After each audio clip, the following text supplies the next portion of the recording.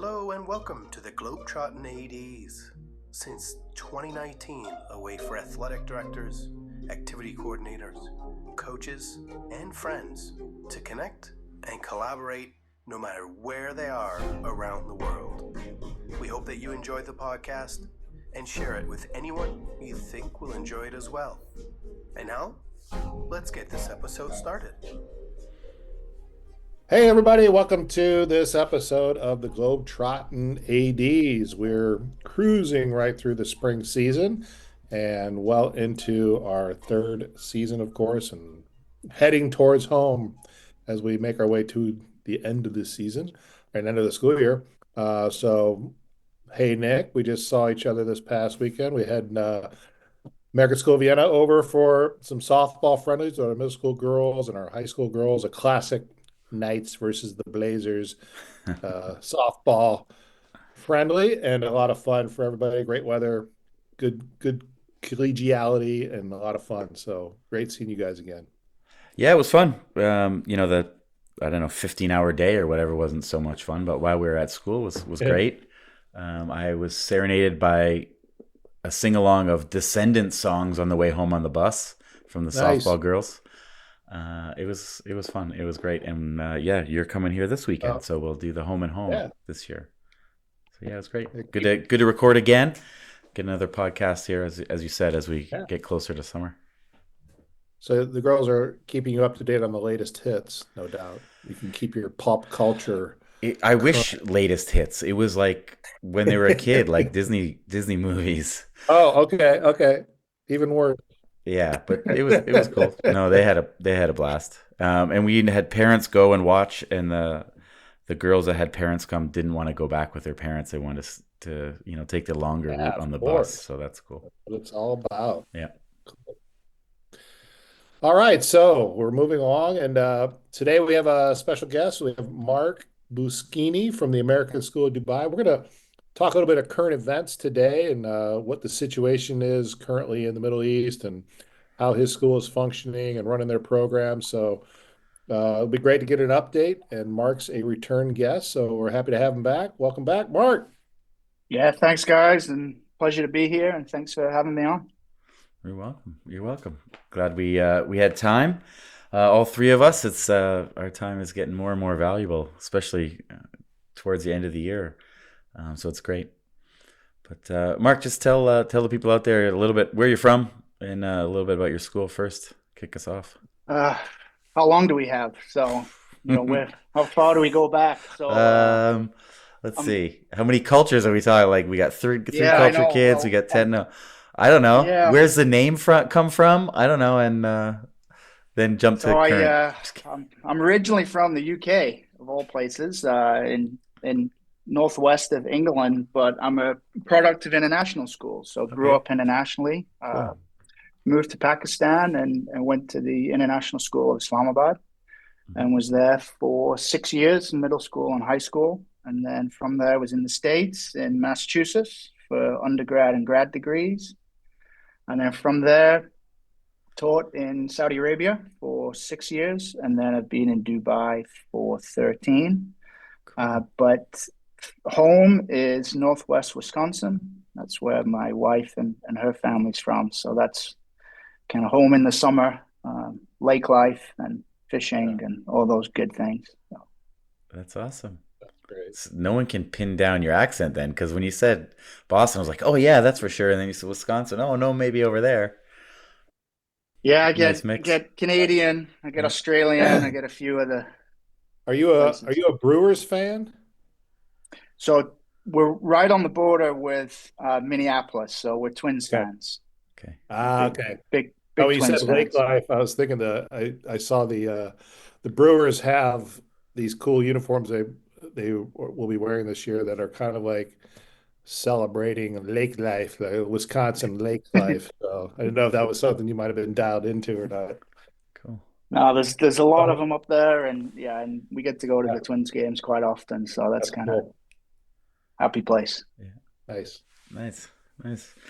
Well, you've been in Dubai for 13 years, you said. So honestly, it's a region I've never been, and from the surveys and and just meeting people. There's never too many ADs or replies from the Middle East, but I know there's a good amount of schools. So could you kind of give the rest of the world a little bit of a rundown of the main conference or what the international school scene's like in that region?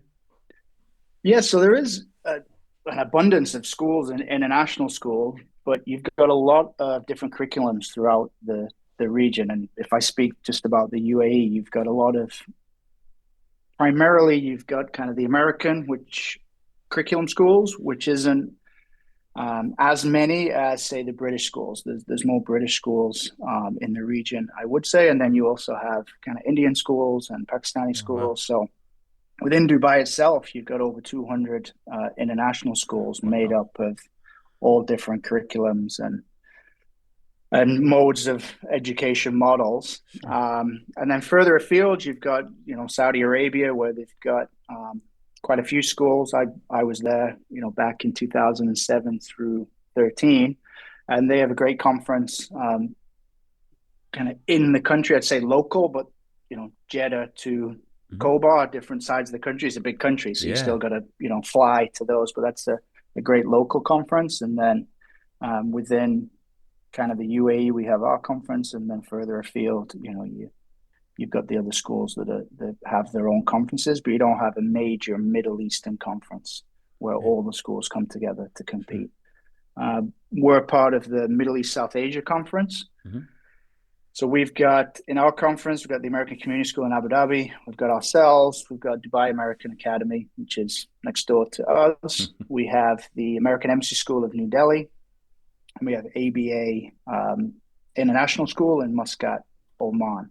So every season we get to participate with those schools.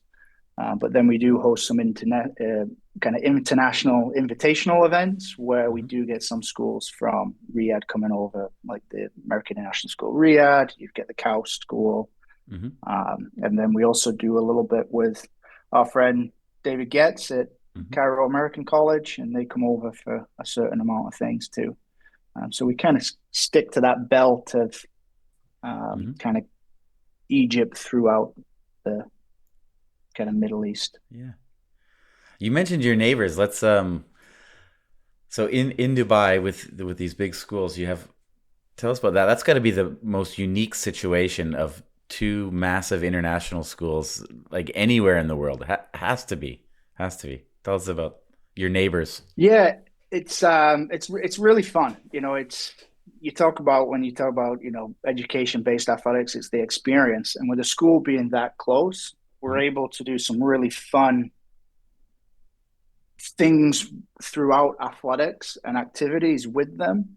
One of the things we do is we have a fall and winter classic every year where we get to play a game earlier on in the school day because you don't need any big transportation. The kids can all come over. It's just a walking away. So, we get in the gym, we get, 600-700 people watching the basketball game. And it's just a real cool, environment. We do volleyball. So it just allows us to have some of those things that might be a little bit more difficult if you had transportation, you're traveling 2 to 3 hours down the road and just get stuck in traffic. Now you got a gym full of kids that there's no game happening. So it allows those things to take place. And then just that friendly, competitive rivalry that, you get back home in the States where it's a competitive game, but after the game, everybody knows each other. It's high fives. It's lots of really good sportsmanship. So we get that between the two schools, and it's just a fun environment to have them next door. So we're quite lucky to have that. And then we also have a few other schools that are pretty close by. So we're never too far away from getting some competition from another one of the American curriculum schools. So we're quite lucky in that aspect. So currently, you're in the third season, I assume, right now, right? Yeah. So third season would have ended this week, but currently, due to the situation, we've been online for the last several weeks. So schools returned back on Monday. Again, I'm just talking about the UAE. So they return back on Monday with students. But now we're running into IB exams, which have been cancelled in the Middle East. But we've got APs, which are still running. So APs will start up in, beginning of May. And then with the heat now, it's still actually quite nice right now, but it will start to creep up into the 30s pretty soon. So it's just difficult to kind of get back out onto the baseball field and softball and track, just with those conflicting calendar issues that we all bump up to every now and then. Yeah, so probably I might have jumped ahead a little bit. So I don't know, maybe we can That's okay. Yeah, go for it. back a little bit and kind of like, start back like how the timeline was with the disruption to your season and your school life, and like maybe you could break it down for us, like how's it been for the last whatever month or so, or I'm not really exactly sure with this crisis how long it's been going on, but maybe you can kind of like give us an overview of what's happened and like what's happened at your school and the impacts it's had. Yeah, so we were in season 3 in February. We finished season 2 at the beginning of February, transitioned into season 3. So we started our baseball, softball seasons, and track and field and badminton.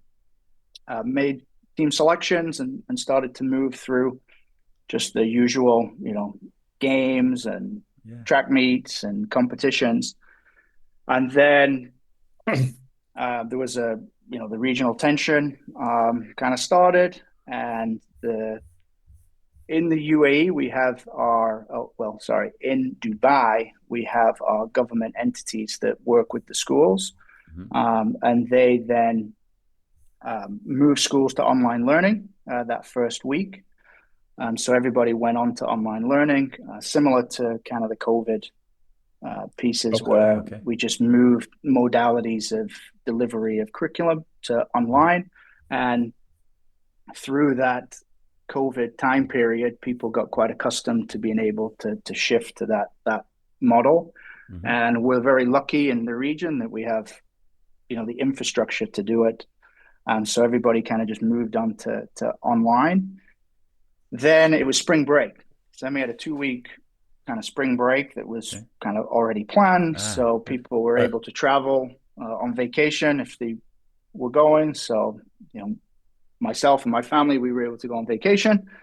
And then during that kind of spring break, we were just waiting to hear from the government entities on what was next steps. And they'd always said that they would just announce kind of if it was going to be in person or online, kind of in a 2-week time period. So we went online again for another 2 weeks, right coming out after spring break. Okay. And then kind of halfway through that 2-week online period, we were announced that we were online for another 2 weeks.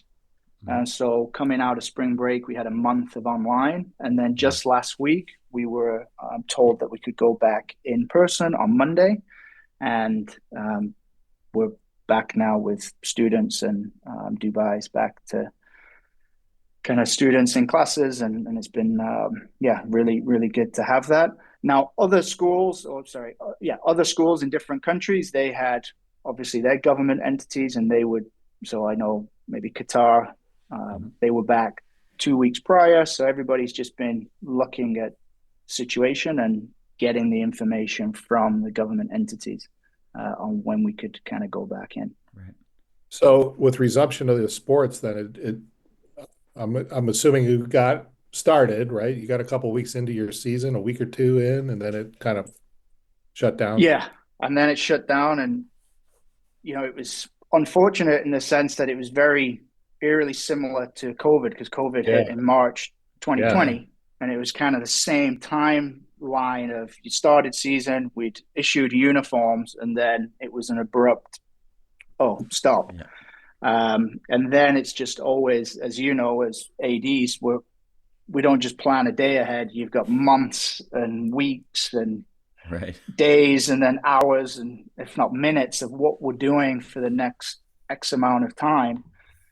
So that's probably been one of the biggest challenges, of just the unknowns of just planning from a calendaring perspective of, okay, let's move this to here, this to here. Right. And then it came a point where unfortunately, we did have to make a decision just because, as you guys know, travel, international travel, you've got Yeah. outlay of funds, you've got Sure. visas that need to be gained. So there came a point where we had to make a decision on our end of season MISAC tournaments. So we had to cancel those, unfortunately. And as I said before, the experience of the kids, that's the biggest thing that you miss out on, is they don't get that. And so we feel for those students and, the seniors, their last season and all those things. So now that we're back, it's kind of those conversations of, what can we do in the short time we have left before graduation in May and end of school year in June. Yeah. Sorry, just curious, like when were those tournaments supposed to happen? This last weekend. So. Oh, okay. So April 16, 17, 18, that weekend. Yeah. Okay. So it was just missed out on that end of season piece. Yeah, they're just too early, right? Like, ours aren't till the end of May, right? So if yours were much later, then you could, get back to train, hopefully, and and do something. But I mean, I can't imagine flying is that easy right now. I mean, all the routes aren't open again and things like that, or what's? Yeah, the kind of flights are resuming. The local carriers, Emirates, Etihad, they're starting to ramp back up. I read in the news the other day, I think they were 80 or 85% flights. So they are starting to get back up to where they were capacity wise.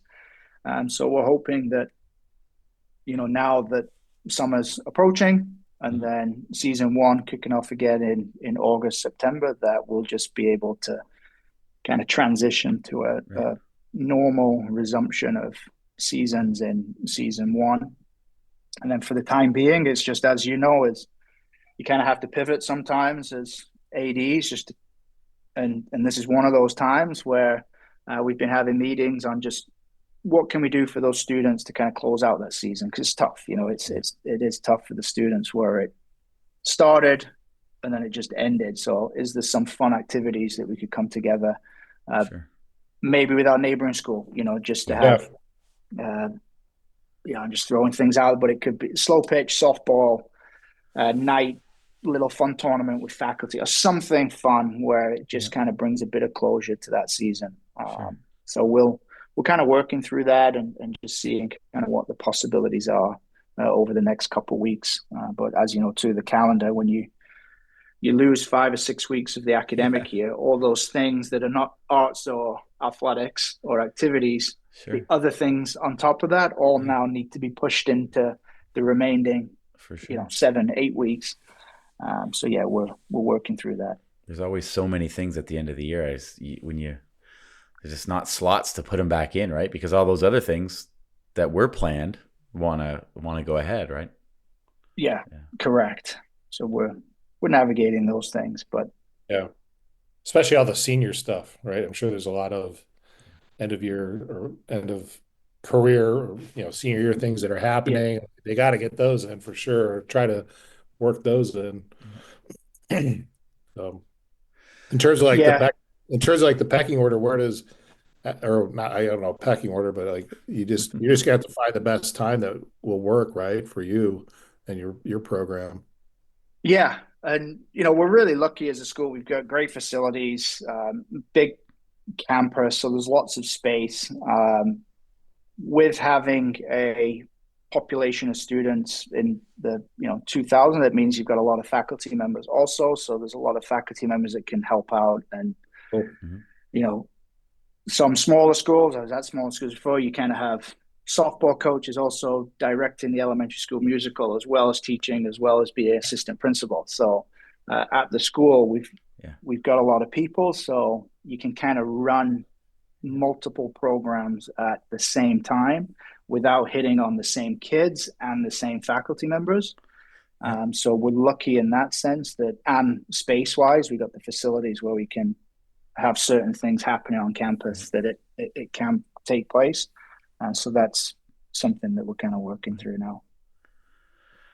Going back to your spring break, I wondered, like, you had a trip planned, but were people getting evacuated, or if you had no trip planned, I mean, you just kind of had your normal spring break in some nice warm country somewhere, and Yeah, so I'm sure you saw the news.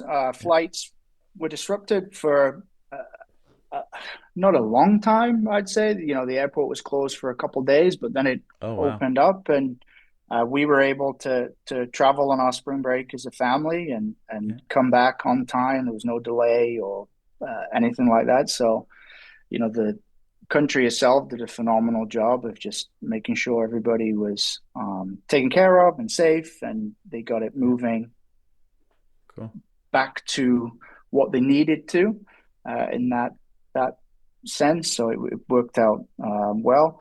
And some people were here just like any spring break time. Some people stayed in country. Some people left for spring break. Some people took the opportunity to, having the online school and spring break. I think some took the opportunity to say, oh, I might travel back home to the States now because I have a little bit more of a, prolonged time, and I'll do yeah, the online working at nighttime, but then be able to see family. So I think some people kind of took kind of advantage of that in a positive way to reconnect with people. And then, I've been back for several weeks now, and everybody's kind of back, and it's it's you talk about resilience, and I think it's one thing of all of us, the students, the faculty, the country itself has just been phenomenal in terms of kind of what's happening right now and coming back, and we're excited to get the kids back. It's kind of that first day of school feeling though after summer. Yeah. You have that roll on kind of time where we've got on our boards outside like welcome back, and sure, what we have when we pull up the summer photos, right. put those back up, Yeah.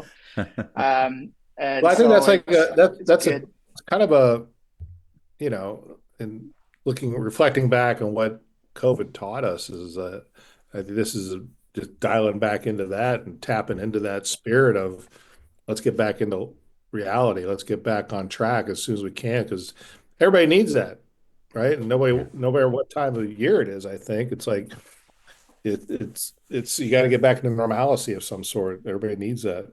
Carry on. Yeah, and I think it was similar to COVID, and you guys will remember that. It's schools are obviously academics is a priority for all of us, but it's not just that, right? And these kind of breaks in the normal rhythm of the schooling day, you realize how important the athletics, the activities, the arts all are to these students, and how much they come to school, obviously, to get a great education. But this is, what we do is part of that education, and they really do miss it. And that's where they make friends, or they see friends, or that mental health and well-being piece all comes out of what we do. And when that's taken away, and it's just online school, and they don't have that outlet, it's different. And clubs have been running, like my daughter's been in volleyball and my son's baseball, and things are happening, but it's not school related. So it's different. They enjoy it, but they love the school aspect because it's, you represent something bigger than yourself, and you're part of a community. So I think these breaks are, obviously nobody wants them, but they are a good reflection point on kind of how important what we do is to not only the academic kind of co-curricular side, but the community, the parents, the atmosphere of the school. So it's kind of, when you try to look at it in a positive light, it kind of lights that fire again of, let's get back into it and let's bring all that back.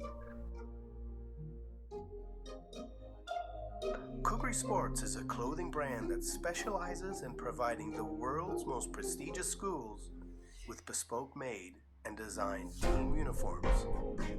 If you're frustrated by inconsistent colors, branding, cost, and sizing across your teams, then it's time to email someone at Kukri Sports today.